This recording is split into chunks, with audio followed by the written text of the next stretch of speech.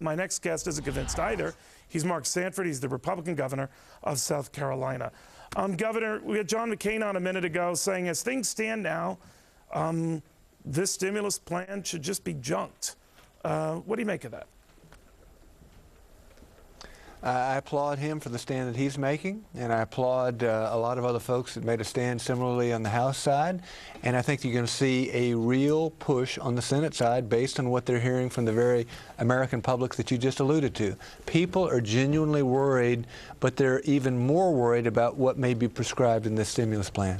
All right, but you know, it's funny, depending on the poll of the news organization, you go to USA Today, and when people are asked generically, do you think something big should be done? I'm probably poorly wording that, Governor.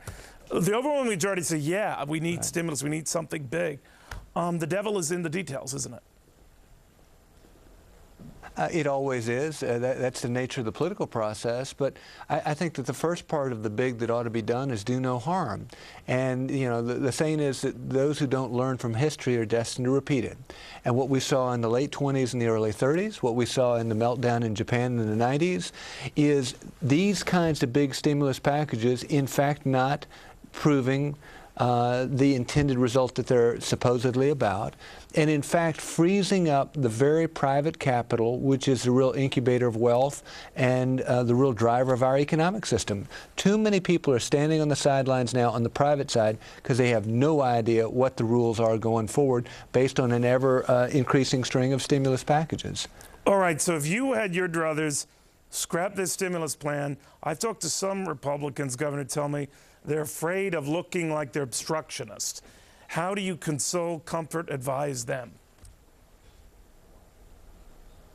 I would say, one, tell the truth to the American public, which is that there is going to be pain. Politicians seem to have perfected this notion of we're about preventing all pain. You know, it's okay if the house goes up at 25 or 30% a year, but it can't possibly go in the other direction. That is not the nature of the marketplace.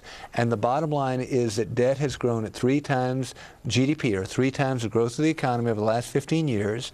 We're going to go through a deleveraging process. It is going to be painful. And the question is, do we rip the Band-Aid off quickly, or do we stick a bunch of little Band-Aids on in the form of different stimulus packages that only exacerbate, lengthen, and deepen the pain? So I'd say the second step is sort of, 1, do no harm, but 2, tell the truth. And the third one is, if in fact you're going to have a stimulus package, make it immediate. Do something like cutting the payroll taxes that helps working people across this country, very different than what the Congressional Budget Office itself has said will happen with a stimulus package wherein about 50 cents on every dollar doesn't get spent for 2 years. All right, Governor, thank you very, very much.